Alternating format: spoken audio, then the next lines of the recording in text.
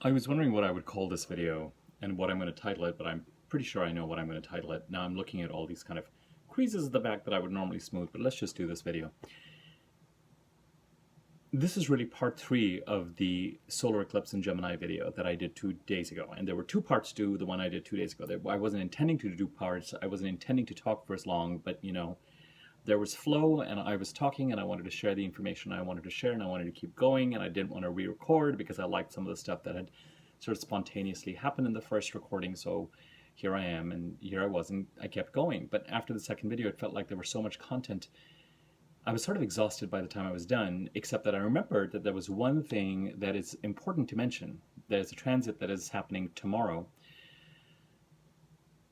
And it was important to mention because what I do in all of my lunation, my new moon, and my full moon videos, or what at least I've started to do in my new moon and full moon videos, is to talk not only about the aspects that the new moon or the full moon will make, or is making, at the time of the new moon or the full moon, but I also talk about the other aspects that are happening at that time and are therefore encoded into this lunar period. And with new moons, it's especially important because the new moon is looking ahead, and this is a new moon solar eclipse, so it's fair to say that it's looking ahead at the very least a couple of months. It's really looking ahead a good 5 to 6 months, with the next couple of weeks being kind of important. So you have all these timelines of a couple of weeks till the Capricorn full moon, and then 2 months till August the 11th, and then 5 months till the Taurus full moon lunar eclipse, and 6 months till the Gemini full moon, it being a Gemini new moon solar eclipse. So at the time, sometimes there are multiple transits that are happening at a time of a lunation, a new moon or a full moon. This time there's really one important one that's happening, and it's the one that's happening in the background of this entire year, which is Saturn squaring Uranus. Saturn in its sign of Aquarius, and I say its sign because Saturn is one of the rulers of Aquarius. Uranus, the other ruler of Aquarius, is sitting in Taurus. And these planets square each other 3 times. And on June the 14th, tomorrow, is the second square. And in December, at the end of December, I think, is the third and final square. And these squares, I've already done a video on these squares, and it was titled, I think, What Do You Need to Solve? And there is something to be solved, because wherever Saturn is, 99.9% of the time in readings and in the personal charts I look at, a Saturn transit ultimately boils down to how seriously we take ourselves, how we value ourselves, how we value our potential, and therefore how disciplined are we being, and how good, if we want to use that word, are we being. And I liken Saturn to some extent like a really strict teacher, like the strict teacher we had in school that would, I like to, or sometimes I use the analogy of a strict martial arts teacher. Wake up every morning at 5 and run around the field 5 times, and that kind of rigor and discipline being good for you. But rigor and discipline, of course, are what make things happen in conjunction with whatever the energy is at the time. And quite frankly, rigor and discipline and action, I really think, can override whatever it is that a chart is trying to say as well, to some extent. Now, I know there will be all sorts of arguments there with regard to what is predestined and what is free will, and do we have free will, and is it really us who's acting, or is there something else that's acting through us, and all that kind of good stuff. We'll leave that for another video. But when Saturn and Uranus square each other, you have the planet of restriction and limitation and yoking you. The word yoga comes from the word yoke, as many of us know, and this kind of yoking us, holding us, restricting us in a place of discipline so that we can learn what we need to learn. And often with Saturn, the learnings have to do with behaviors and patterns that have been going on for a while that we may not have had an awareness of, but really, in many respects, are behaviors and patterns that are holding us back, that are not good for us, and that are not allowing us to fulfill our highest potential. And Saturn has a tendency over the 2.5 years or so when it transits a sign and therefore a house. I use the whole signs house system, another video, not a topic or argument in this video.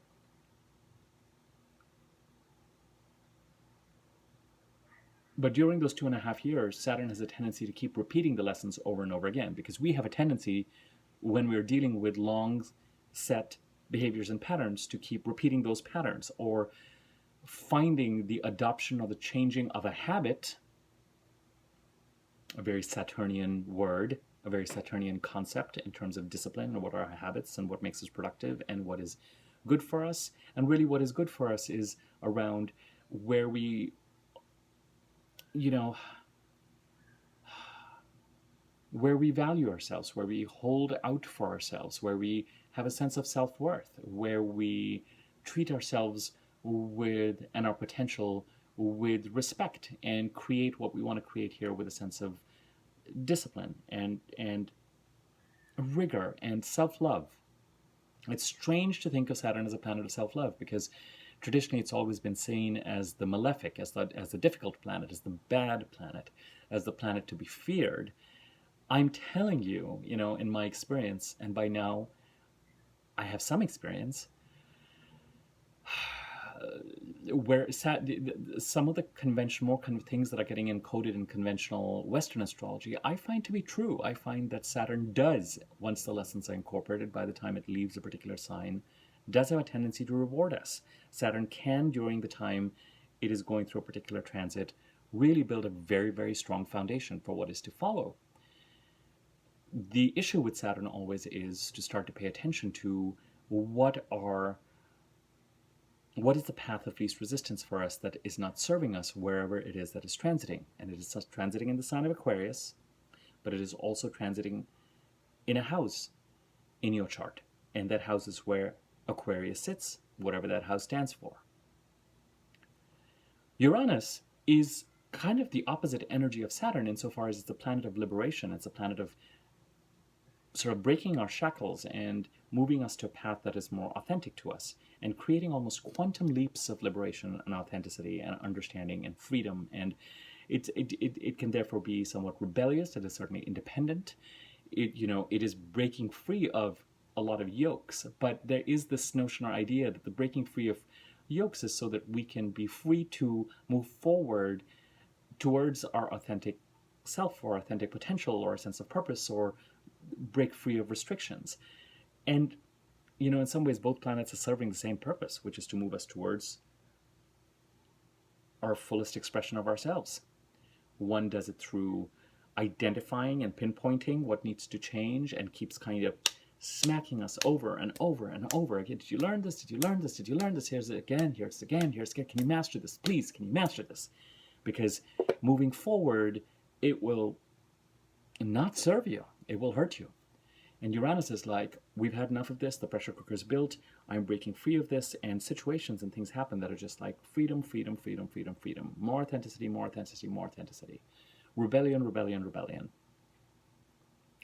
But ultimately, they're trying to serve the same purpose.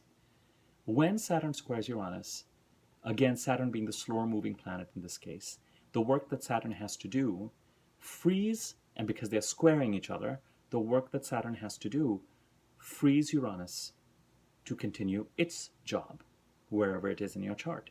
So the slower moving planets, Saturn, Uranus, Neptune, Pluto, Jupiter to some extent, they all have a tendency to, especially with Saturn, they have a tendency to move forward and then retrograde, and move forward and retrograde, and move forward and retrograde, and move forward and retrograde.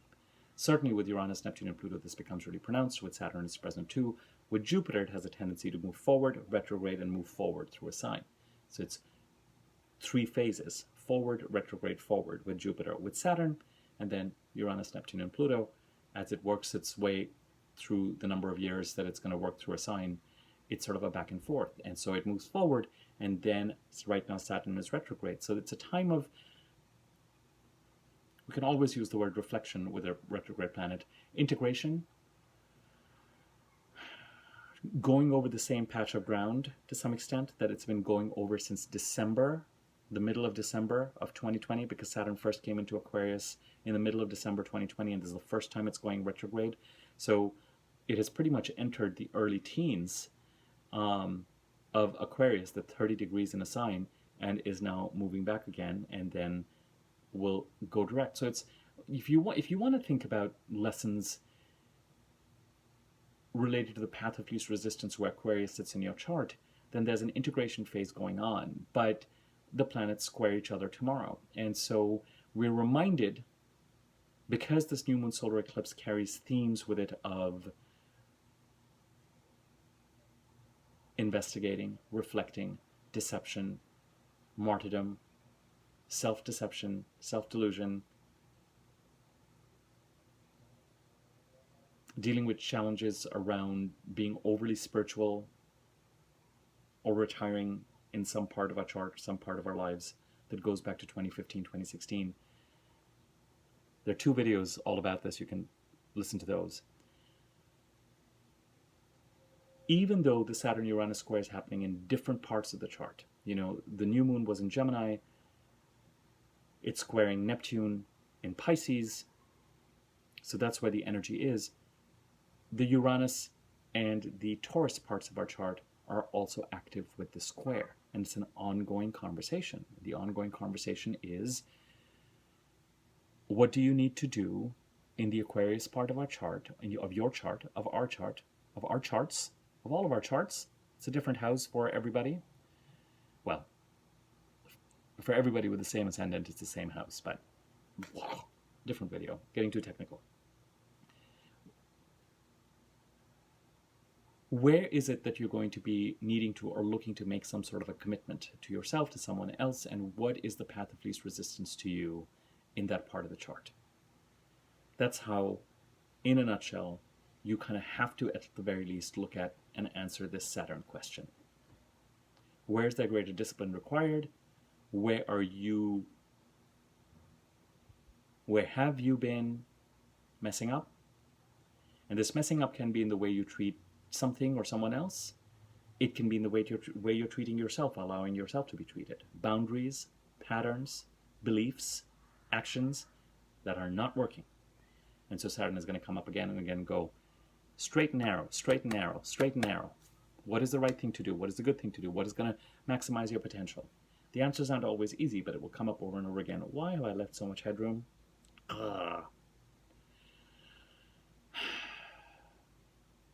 So that energy is in the air, and that energy remains in the air for the next at least month or 2. You're going to continue to be working. It's like working a set of muscles. The Saturn reflection, this particular second one, is actually a lot more forward moving because Uranus is still direct, so it's still trying to create its kind of rebellious freedom wherever Taurus sits in your chart. And with Saturn being reflective, we do have the opportunity to really ensure that over the summer, whatever actions we take, whatever commitments we make, there's a bit of a greater opportunity to work to get it right. Part of it is that with the Mercury retrograde, things may be slower to move forward. This only lasts till June the 26th, 22nd, or 25th. 22nd is when it goes direct, give or take a few days, so I'm saying 25th. But when Saturn is retrograde, the need to really reflect on some of these lessons and what you think your paths of least resistance are, and really being deliberate around what steps or actions you're going to take and what you're going to commit to, and how you're going to build a foundation that's going to last for a long time, maybe for the rest of your life in this part of your chart. You have a little bit more space, but along with the space, there's also a need to get it right. And with Saturn, I think it's fair to say that as much as I might couch it in terms of these positive terms, the lessons and the consequences can be intense if we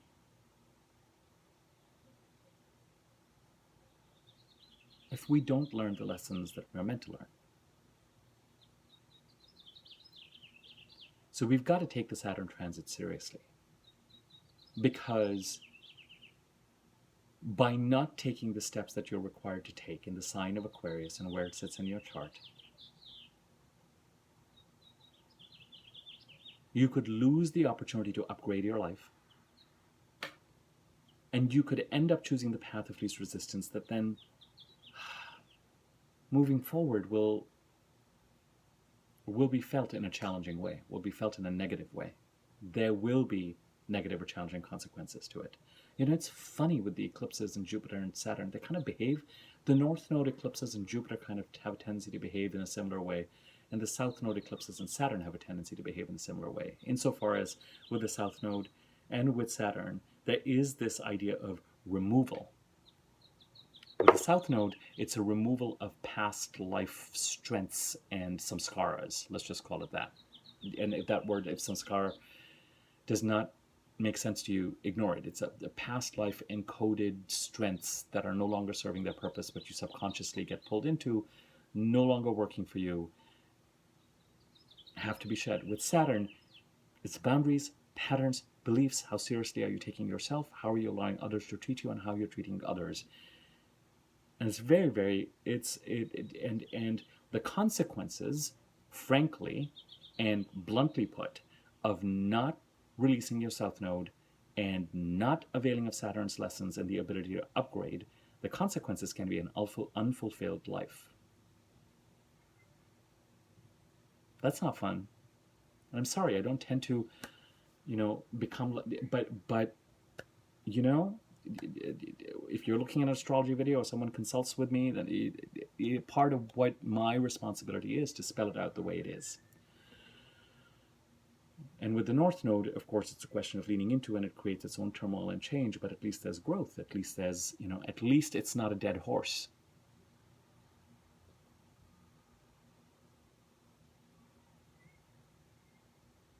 So in some ways, this analogy of the dead horse, the stinky dead horse that I've been using in my title, I'm just going to do this as part 3. Because this would have been something I would have talked about with the new moon video, except that it went so long. That it would not surprise me at all if during this time, along with this idea of cleaning up past stuff related to Gemini and Pisces and Sagittarius that is in the air, that might be going back to 2015, 2016, you also have the energy of the Saturn-Uranus square and where Aquarius and Taurus sit in your chart as being active.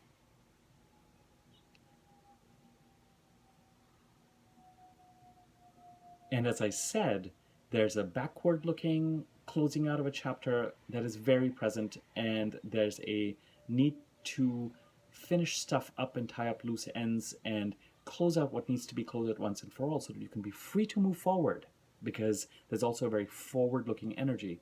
And this Saturn-Uranus square is very much part of that forward-looking energy.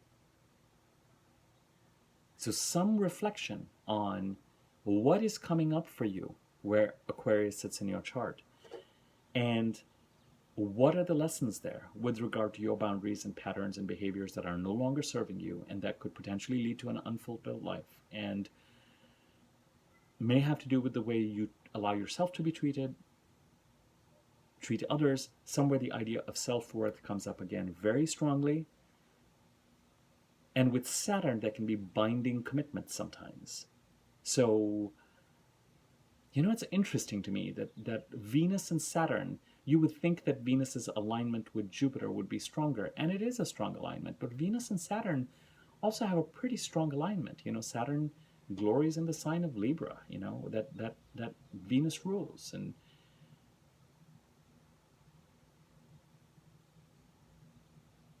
Venus is very much interested in material and relationship success, and the luck that she gives helps us on this plane. And Saturn is totally preoccupied with 3D time-space reality. It's all about our success in this lifetime, in this world. Saturn's sense of spirituality has to do with us maximizing our potential. It's not like Jupiter's spirituality or Neptune's spirituality, which is really about not taking the material 3D world at its face value or too seriously. Saturn is all about taking it seriously. Have you paid your bills? Are you paying your taxes? Are you getting your income? What is the foundation? What is real? How can you build on it? And then added to that, with the Saturn transit, all those questions get asked, but ultimately it's a question of what are you doing that is causing you to be unsuccessful or unfulfilled? And will you stop? That's Saturn talking. And here's how you can stop. And you're doing it again. And you're about to do it again. Here's the test again. Is it A or B? What are you going to choose? You chose A last time and it was wrong. Are you going to choose B?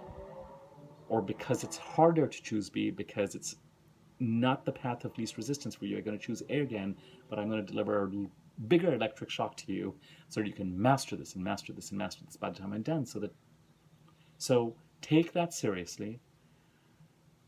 Any idea of commitments, decisions, boundaries, patterns are going to be key and a part of the conversation that you're having right now with everything else that is going on. You may have felt already that some of the eclipse energy is lightening because both the eclipses are now behind us. I would say it still continues for a couple of weeks or so, but then I put other dates in the first two videos. I'm not going to repeat them again. But I did want to give the Saturn-Uranus transit its due because it is very much encoded. You know, it's happening 3 days after the solar eclipse, so you can't ignore it with this lunar period over the next 28 days. Something comes back here needing attention, needing lessons to be learned. It could be unfinished business that has to be dealt with and taken care of, a step that has not been completed. Wherever Saturn is in your chart, transiting in your chart, I shouldn't say is in your chart because Saturn is in your chart in a certain place and sign and house at the time of your birth. That's not what I'm talking about. I'm talking about where's Aquarius in your chart because Saturn is transiting Aquarius. So what needs to be done, completed, what is unfinished, finishing that. And also there could be tests that come up again that basically Saturn is saying, we're going over this part of your curriculum in this Aquarius part of your chart. Let's just make sure you've learned what you need to learn. So when, and it could be one of two things. It could be things that you have to commit to or things that you have to do or action you have to take. But again, this idea of attack and defense comes up. Because if there are tendencies with patterns and boundaries that you are not taking yourself seriously enough to protect yourself, then it could be that those are some of the tests that come up.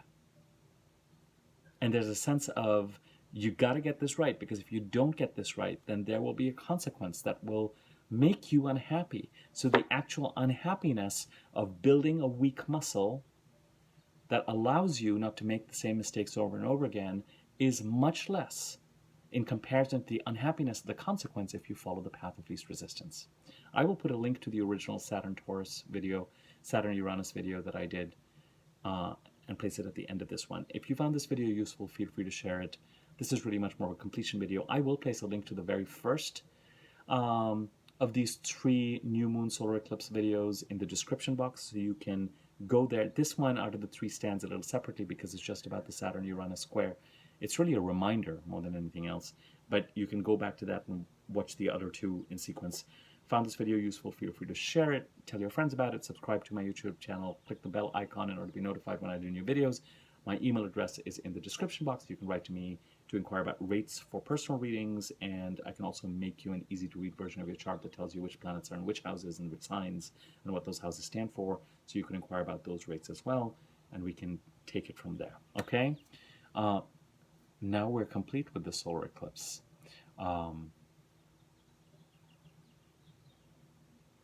Onward with this rather serious summer.